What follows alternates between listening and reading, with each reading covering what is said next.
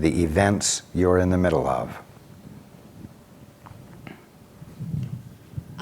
I know I'm hogging the mic this week, but there's one last little thing. That is the biggest mistake you could make. You see how quick the ego is. Where did that measuring stick come from? How much time is the right amount of time? How much is the right amount of time to take, to talk with me, to be with me, and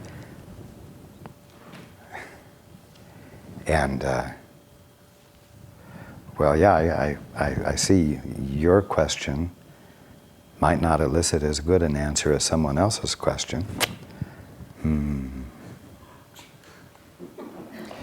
Maybe someone else's question would be more enlightening to everyone. Bullshit. This instant is the opportunity to move over a threshold for everyone, to move over a threshold of limited perception into greater understanding. Because why? Communion is occurring. Involvement is occurring.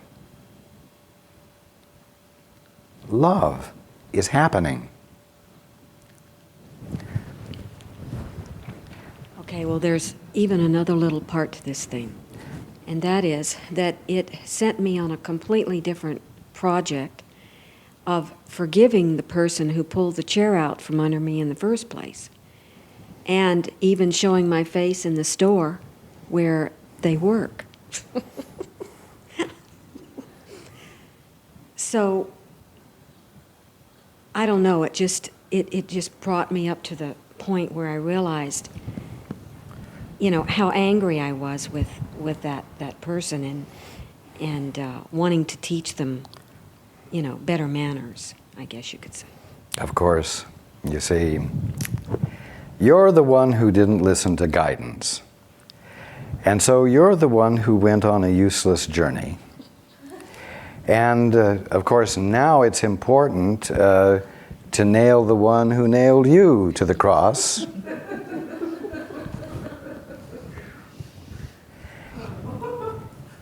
Everything that happened from the point where you didn't listen to your guidance was nonsense. And not any part of it deserves your attention, except to exonerate it all by realizing that it isn't what the Father had in mind. Therefore, it wasn't what was in the Father's mind, and therefore, because it wasn't in the Father's mind, what you experienced didn't happen, and the belief that it did is what constitutes the useless part of the phrase useless journey. So you must forgive it all, which means withdraw your judgments on every part of it, because it didn't happen. And because what happened didn't arise out of the authority of God. God did not author what you experienced. That fact is what you will come into the full experience of when you forgive the whole thing, and any residual of injury will immediately vanish, because in spite of what your body seems to be saying, it didn't happen if God didn't create it. That sounds extreme, that sounds radical, and it sounds unintelligent. But somewhere along the line, you're going to discover that everything that seems so real to you that you have made up and imagined and made commitment to hasn't happened. It literally hasn't happened. God's creation, what God is being, has not been altered in any way, at any time, in eternity. And it's that fact, together with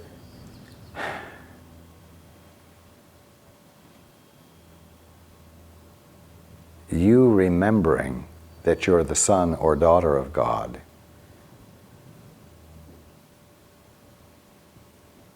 And not God.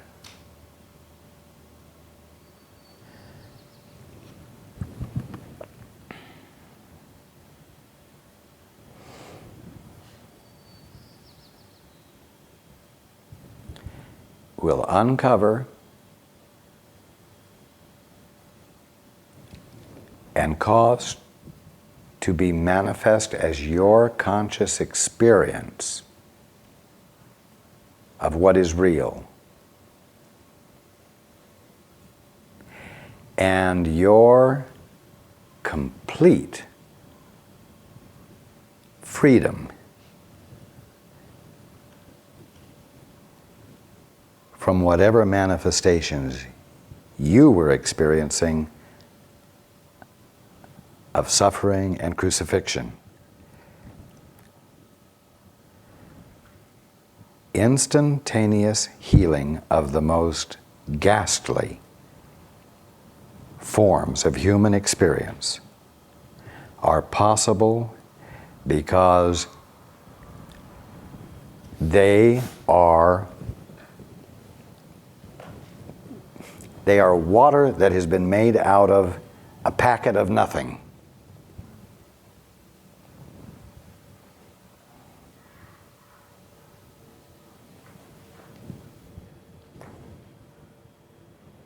I just like to ask at this point, isn't that what we would also consider free will?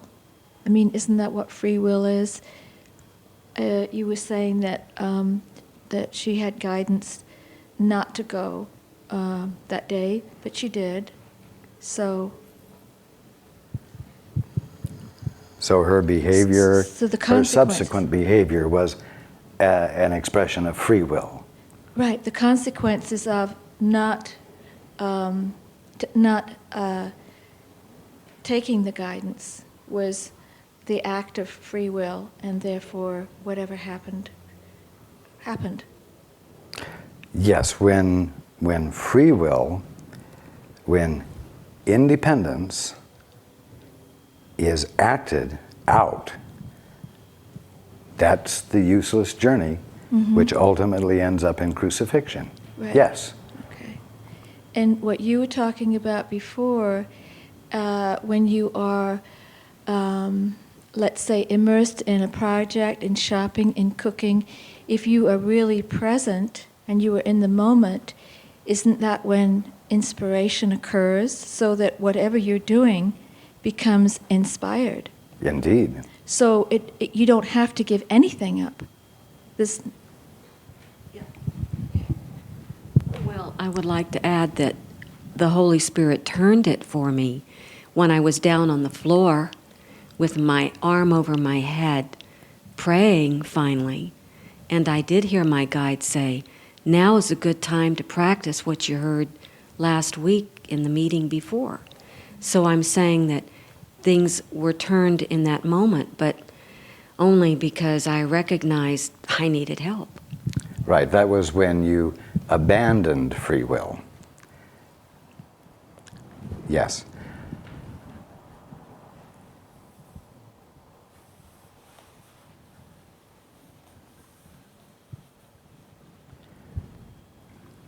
There's an absolute divine order to being, to life.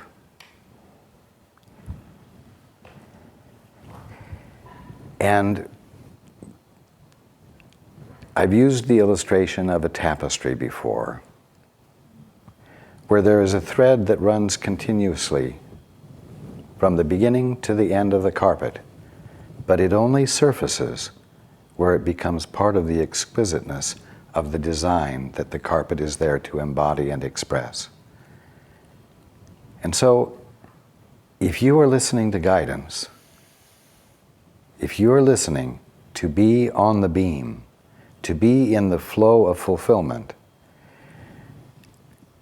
you may, during the first quarter of next year, find yourself at the store more frequently than you were the first quarter of this year. And you may find that your engagement in your crafts will be even more frequent than they were this year. And then in the second quarter, the thread may not come up to be seen at all.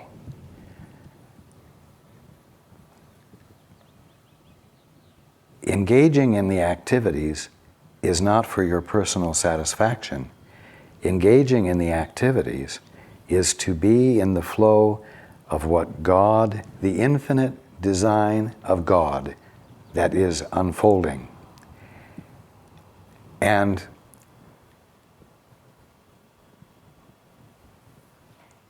in the process of awakening, you come to a point of being willing to appreciate which thread is up while it's up, and not fussing about the other color that isn't showing up. And being in utter harmony with the design of God.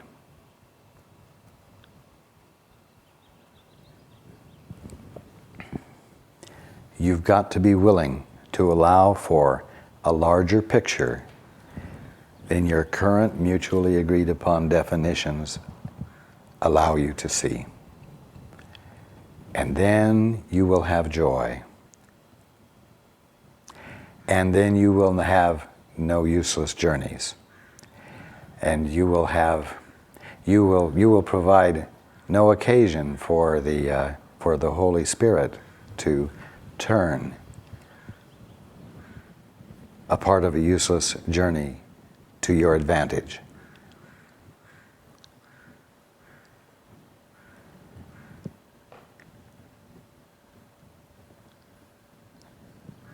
Spend less time wondering, am I doing the right thing or the wrong thing? Is what I'm doing willful or is it not willful? And be in that moment with what you are doing, with the desire to see God in it and to feel the movement of God in it, so that you might be flowing perfectly with it. And when it's time to be through, you will find yourself moved out into the next movement of fulfillment.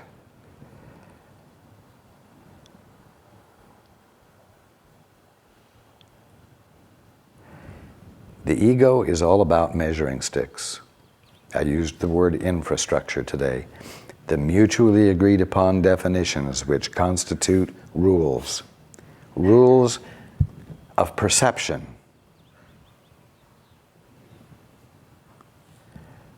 When you find yourself consumed with various kinds of measuring sticks, realize that the call is not for continuing to measure this against that, but to turn back to that place in you where you can feel the movement and feel being on the beam. Because your desire is to be in harmony with God. It is not your desire to be right versus wrong. You see?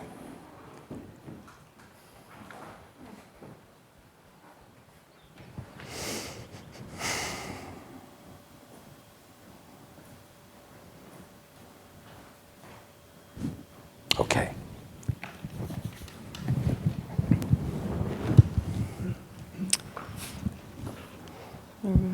Until then, you are free to crucify yourself as often as you choose. This is not the gospel. It's no skin off my teeth. But it's also ultimately no skin off your teeth. It's a useless journey in which nothing is accomplished. And so no matter how many times you do it, not even that is judgeable. Not even that is wrong. Until then, you are completely free to crucify yourself as often as you choose. Continue. This is not the gospel I intended to offer you. We have another journey to undertake, and if you will read these lessons carefully, they will help prepare you to undertake it. There you go. It's not the only journey there is. The freedom to crucify yourself, a useless journey, is not the only choice you have. And I'm not here to talk about those journeys, and I'm not here to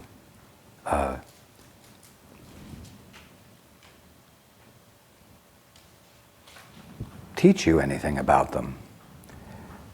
I'm not here to help you evaluate them better and learn how to engage in them better and more successfully. We have other work to do, you might say, in the realm of the real instead of the realm of fantasy. In the realm of each one of you as the Christ, behaving as you are, as though you are not, and believing your behavior. I'm here to talk to you and illuminate to you the real one that you are, that is using its presence poorly and choosing to ignore the fact that you're using it poorly, so that then you seem to be the victim of God knows what.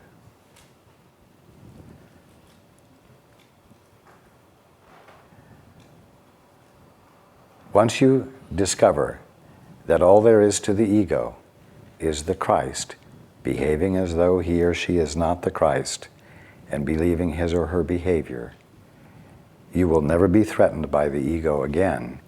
And that clarity will always keep in the foreground of your awareness what the way out of your problems and illusions is. It's a matter of being willing to remember and re-acknowledge your Christhood, together with the ego-insulting fact that the Christ is the expression of God, deriving all that it is from God, and therefore the Christ is not author. The Christ is that which glorifies God by acknowledging nothing other than what God is being.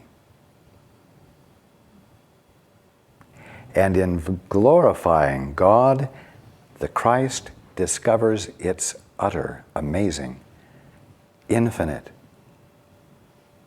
character and nature and beauty and love.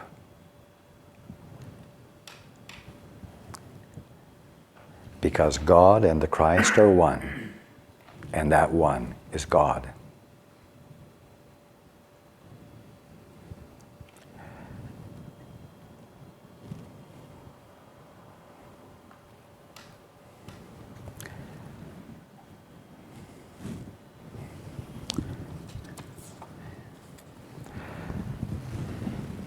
Paul wonders why, again this week, I'm going to say, wow. He assumes that the truth is old hat to me. Truth is always amazing. Truth is always that which arrests your attention and focuses it on the fullness of meaning.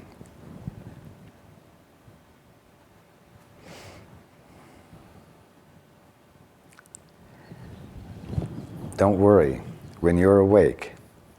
Just because truth, just because love, just because harmony and peace are as normal as apple pie, doesn't mean that they ever lose their awesomeness.